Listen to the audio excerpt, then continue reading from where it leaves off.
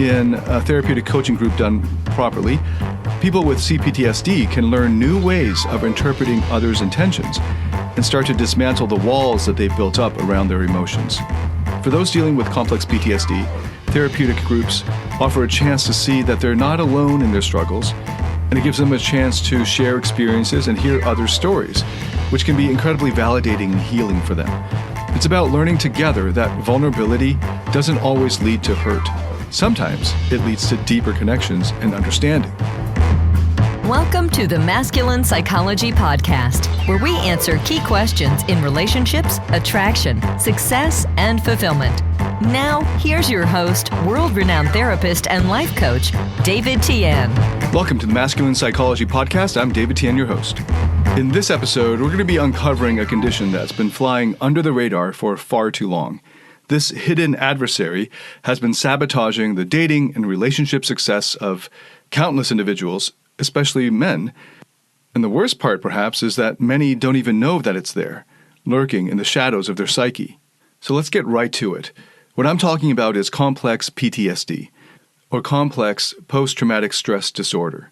Now, if you're scratching your head wondering what exactly that is, you're not alone. Complex PTSD is a beast of a condition that stems from prolonged exposure to traumatic events or situations. And the thing is, it's really sneaky. It's like the ninja of psychological conditions, often remaining unidentified and undiagnosed. Yet the symptoms are actually relatively common among those struggling in their dating lives and relationships.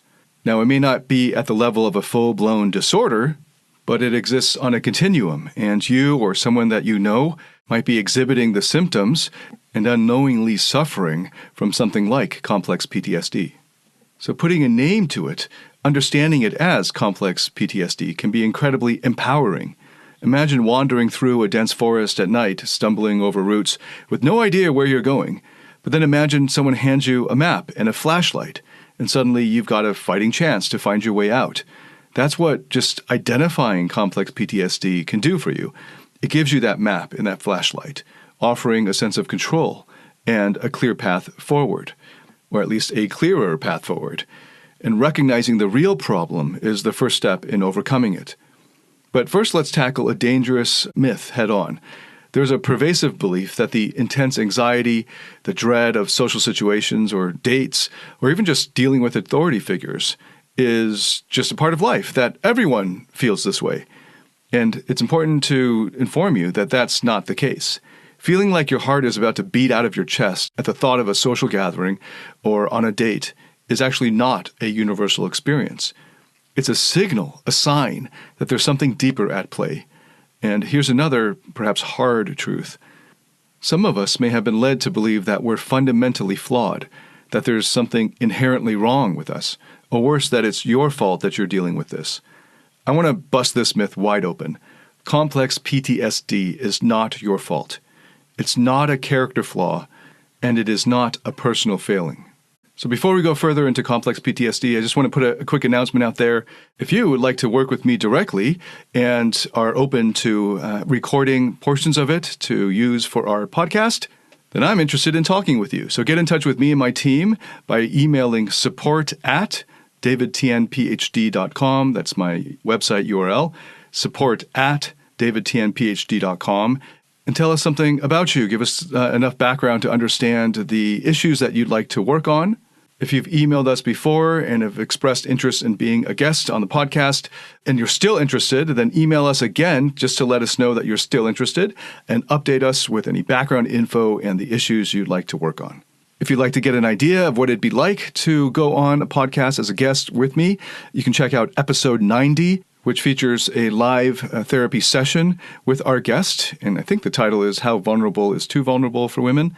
So check out episode 90 to get an idea of what it might be like, keeping in mind that it will be different for everyone because everyone's a unique individual. I'm hoping to work with guests as a regular part of the podcast. Okay, so let's return to understanding complex PTSD. It's about recognizing that these overwhelming feelings and challenges that you face aren't just how things are. They're signs of something deeper that needs addressing. And most importantly, the message should be that they can be managed. This can be grown out of. Through understanding, support, and the right approaches, you can navigate your way out of the grip of complex PTSD and into healthier, happier relationships and a more fulfilling life and dating life. Okay, so let's dive deeper into c-PTSD and really get to grips with how it affects various aspects of life, especially those crucial dating and relationship situations and dynamics. So first, let's break down what we mean by complex PTSD. Unlike its better-known cousin, PTSD, which often results from a single traumatic event, complex PTSD stems from enduring trauma over a more prolonged period. And this could be due to long-term abuse, ongoing exposure to high-stress environments, or repeated emotional neglect. The key difference here is that complex PTSD does not come from a one-time event, but from a buildup of stress and trauma over time, and it often happens within interpersonal relationships. Now, imagine trying to navigate like the dating world or maintaining intimate relationships with this lurking in your background. So let's say you're swiping through a dating app, a seemingly simple action, right?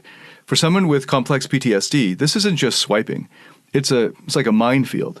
Each text or potential match might trigger anxiety or this disabling fear of rejection. A message left unanswered could spiral into a deep worry that it's not just, oh, they're busy, but instead, they've abandoned me just like I was before. It's intense, and it's a reality for many people dealing with complex PTSD. And take intimate relationships. These are supposed to be safe havens, right? But when complex PTSD is in the picture, that safety can feel threatened by the smallest actions. An offhand comment from a partner might be interpreted not as a minor critique, but as a deep-seated rejection. And this isn't about being overly sensitive. It's about how the brain and emotions have been conditioned by past trauma. The person isn't overreacting. They're reacting to a series of deeply embedded experiences. And let's not forget work situations, especially dealing with authority figures like bosses. For someone grappling with complex PTSD, a simple performance review can feel like walking into like a lion's den. It's not just feedback, it's a threat. Their mind might be racing with thoughts like, am I going to be abandoned here too, left alone to fend for myself again? It's about survival, a theme that's all too familiar in their lives. So let me paint you a picture with a couple of case studies, so I hope it's clearer. Let's take first Alex. Let's say Alex grew up in a home where nothing he did was ever good enough for his parents, or that's how he felt. And then fast forward to his adult life, and every time he matches with someone on a dating app, he's paralyzed by the thought of not being good enough, leading him to ghost potential connections out of fear that they're going to inevitably reject him anyway. And then there's, let's call him James. James's parents were unpredictably critical, leaving him as a child walking on eggshells around them. Now, whenever his current partner expresses even the slightest displeasure, he's immediately flooded with anxiety, ready to apologize or to fix things, even if it wasn't a big deal. These examples aren't just stories, they're real struggles that people are facing. And if any of this sounds familiar to you, I want you to know that you're not alone. And it's not your fault. Complex PTSD can make the world seem like an endlessly challenging place. But understanding it is the first step towards navigating it more effectively. And if you're someone who's been lucky enough not to experience this, but knows someone who might be struggling with this, offer a listening ear. Sometimes just knowing someone is there can make a huge difference. So one of the most challenging aspects of complex PTSD is that it often doesn't stem from what many picture as traditional trauma. That there's not always a single catastrophic event that we can point to and say, that's when it started. Instead, complex PTSD often arises from a series of experiences, many of which might seem mundane or everyday on their own to an outsider, but are deeply traumatic to the child that was living through them. Consider the slow drip of daily traumas, a constant barrage of criticism, neglect, or emotional manipulation. These aren't moments that might make headlines. They're like the quiet, persistent kinds of suffering that erode a person's sense of safety and self-worth over time. It's the subtlety and pervasiveness of these experiences that make complex PTSD hard to spot and even harder to admit to oneself. It's not uncommon for people to think, well, I didn't go through anything huge, so why do I feel this way? Complex PTSD often arises from adverse childhood experiences. Imagine growing up in an environment where emotional support is scarce and unpredictability is the norm. Let's say a child, Sam, grows up with a parent who's emotionally volatile. One day the parent is loving, the next they're withdrawn or explosive. Sam learns to tread lightly, hyper alert to the slightest mood shift, constantly trying to predict and prevent negative outcomes. This high-stress environment then becomes Sam's normal, teaching Sam to associate love and care with anxiety and fear. Over time, these daily doses of stress and trauma condition Sam to be on permanent high alert, affecting how Sam interacts with the world. Fast forward to adulthood, and Sam might struggle with feeling safe in relationships, always waiting for the other shoe to drop, even in objectively, genuinely supportive environments. Sam might not recognize these patterns as stemming from c-PTSD because there's no single event to blame, just a lifetime of small, painful moments over and over, compounding over time. Let's take another example. Let's call him Alex. Alex grew up in a household where emotional expression was discouraged. Any attempt to express feelings was met with disdain or dismissal. Over the years, Alex learned to bottle up emotions, viewing them as weaknesses. This lack of emotional validation and support didn't come in the form of overt abuse, but the constant, subtle invalidation ended up leading to Alex developing c-PTSD. As an adult, Alex struggles with vulnerability and emotional intimacy, finding it difficult to connect deeply with others or communicate needs effectively. These case studies illustrate that c-PTSD doesn't always emerge from dramatic or easily identifiable events. Instead, it often grows quietly, nurtured by the steady accumulation of seemingly mundane traumas that, over time, become anything but mundane in their impact. Understanding this can be a revelation for many people. If you've been struggling to figure out why you react the way you do, why certain things seem so much harder for you than for others, or why you just can't seem to shake certain feelings or behaviors, it might be worth exploring the concept of complex PTSD for yourself further. Okay, so let's delve into one of the most significant ways that c-PTSD affects lives: its impact on trust and safety. For those grappling with complex PTSD, the ability to trust others and feel secure in relationships isn't just challenging, it's like a battlefield, like a minefield. The root of this struggle often lies in past betrayals or abuses, especially from those who were supposed to be protecting you, who were supposed to be caregivers, or your close partners. These experiences end up skewing perceptions of trust and make the world seem like it's a place where safety in relationships is like a fairy tale rather than a possibility or a reality. Now, think about how this plays out, or how it could play out in the dating world. Let's take Mark, who had his trust shattered in his childhood from his relationship with his parents. And for Mark, every unanswered text isn't just a delayed response. It's a sign of impending betrayal. It's not that he enjoys feeling this way. His past experiences have wired him to expect the worst. This constant anticipation of betrayal makes it incredibly hard for Mark to let down his guard and truly connect with someone new. In intimate relationships, these trust issues can create a thick fog around even the most loving partnerships, or the most well-intentioned ones. Let's take Sarah as an example. She finds herself constantly questioning her husband's motives, even when he's shown nothing but love and support. Every time he's late coming home or forgets to call, her mind races to the worst possible conclusions. This isn't about Sarah being irrational per se. It's about her complex PTSD speaking, making it difficult for her to accept that she's in a safe and caring relationship because she's actually never really known that or never had that in kind of lasting, predictable way. What about at the workplace? Imagine dealing with a boss or a particularly disagreeable colleague when you have complex PTSD. Every critique or harsh word isn't just feedback or a different opinion. It gets interpreted as a threat. It feels like walking on a tightrope without a safety net, where one misstep could lead to disaster or death. This constant state of alertness can make it exhausting to navigate even routine work interactions, let alone build healthy professional relationships. matter their physical strength, for many men, emotions are too much for them to handle. It's why they can't give women the deeper levels of emotional intimacy and connection that they crave. It's why they fail to be the man that modern women desire most. A man with inner strength. A man who has mastered his emotions. Find out how to master your emotions through David Tian's Emotional Mastery Program. The Emotional Mastery Program is a step-by-step system that integrates the best of empirically verified psychotherapy methods and reveals how to master your internal state and develop the inner strength that makes you naturally attractive, happy, and fulfilled. Learn more about this transformational program by going to davidtianphd.com/emotional mastery. That's DAVIDTIANPhD.com/emotional mastery. Okay, so the natural next question is, what do we do about this? How do we start rebuilding trust and establishing safety in our relationships? Okay, so the journey begins with small steps. It's about setting boundaries and communicating them clearly.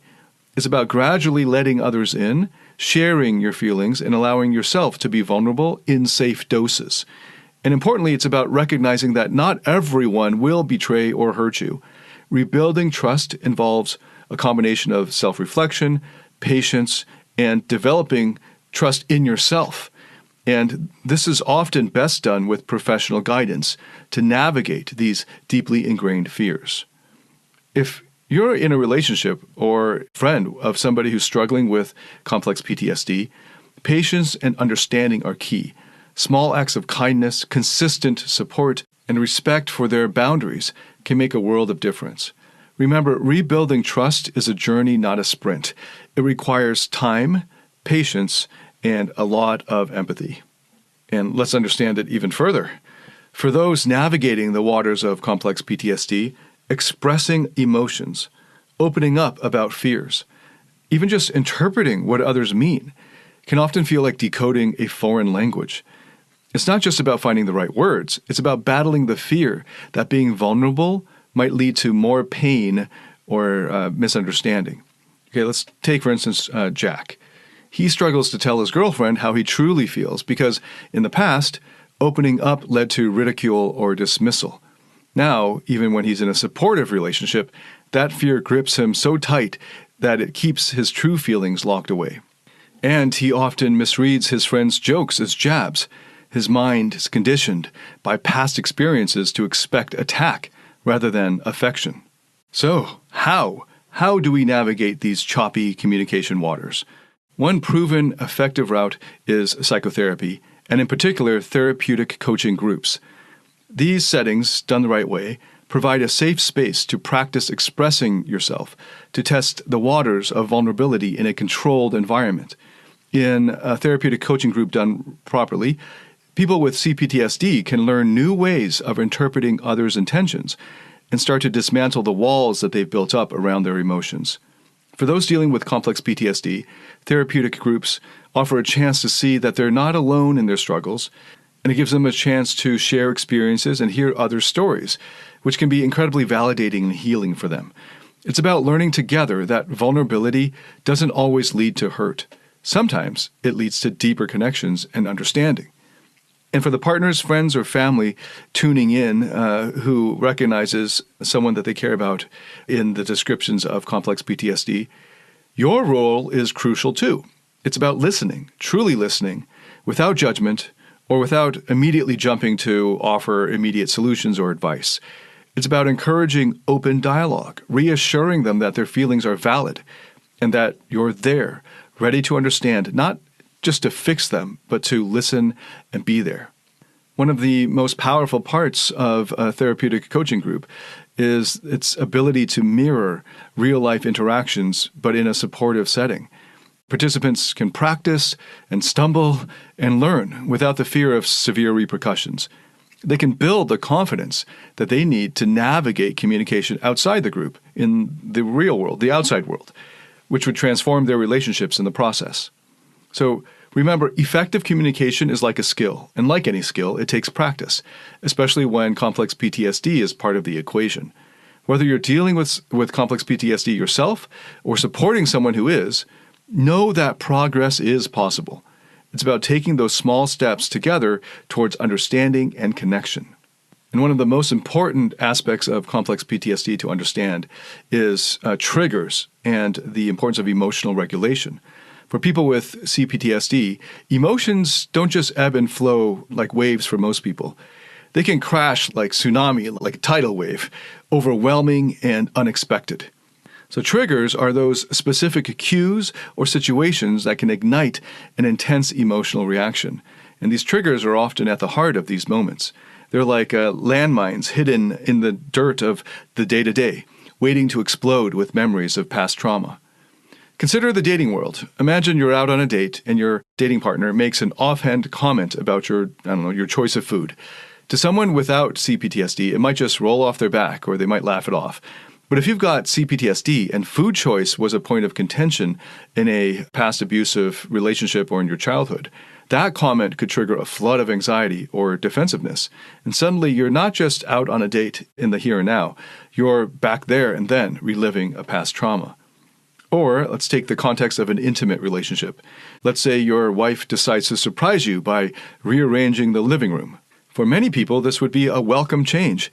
But if you're someone who finds safety in predictability because of past trauma, this could trigger a sense of panic or a loss of control. So how do we manage these triggers and their intense emotional responses? So first, it's about building an awareness of what your triggers are.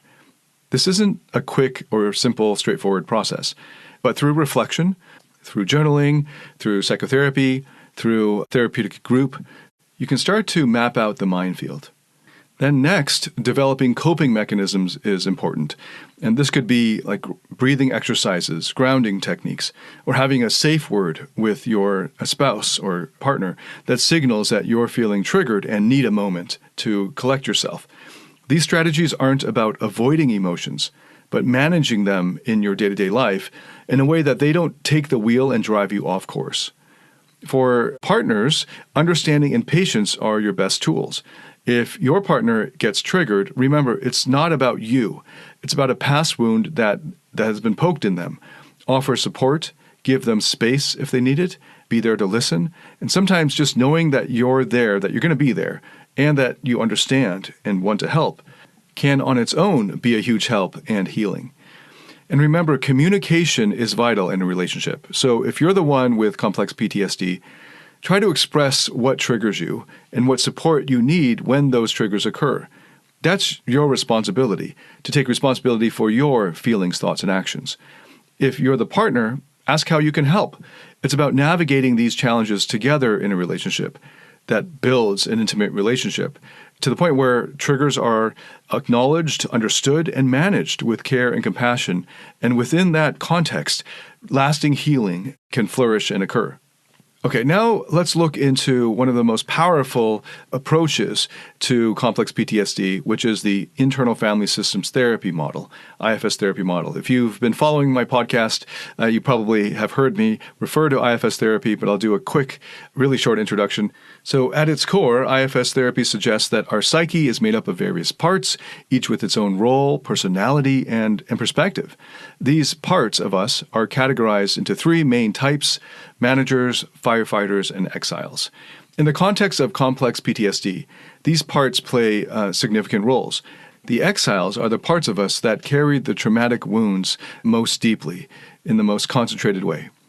Our exiles are often hidden away. That's why we call them exiles. They've been disowned. They're locked up deep in our psyche because their pain is too much for us to face or experience on a daily basis.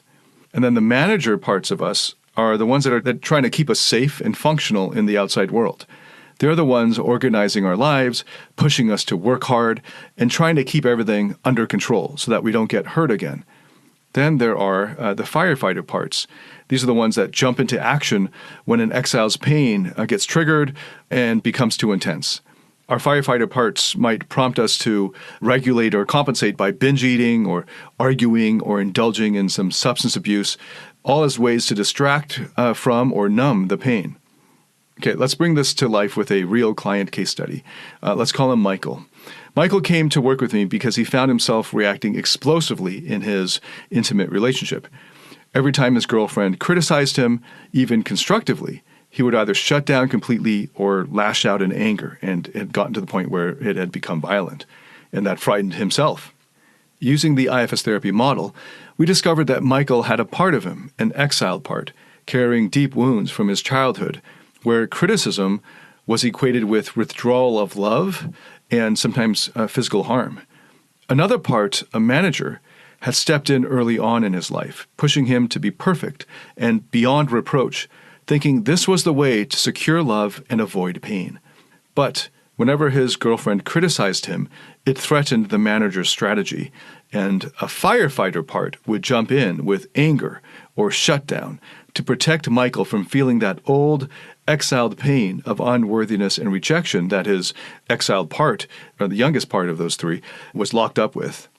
Through our therapeutic work together, Michael began to get to know his parts, and he learned to approach his exiled part with compassion, acknowledging its pain without letting it overwhelm him. He started to understand that his manager's relentless strive for perfection was coming from a place of protection, not tyranny. And he saw that his firefighter's destructive reactions were misguided attempts to keep him safe. Together, we worked on helping Michael's parts trust that he, Michael, as his true self, could handle situations without needing to be perfect or needing to shut down. This involved Michael practicing stepping into and making room for his higher self, this calm, confident, and compassionate core self, and reassuring these various parts of him that he appreciated their efforts, but that he was now capable of protecting them in healthier ways. And over time, Michael noticed a significant shift. He began to respond to his girlfriend's criticisms with curiosity rather than immediate defense. He started to express his feelings of hurt or inadequacy instead of letting them fester or explode.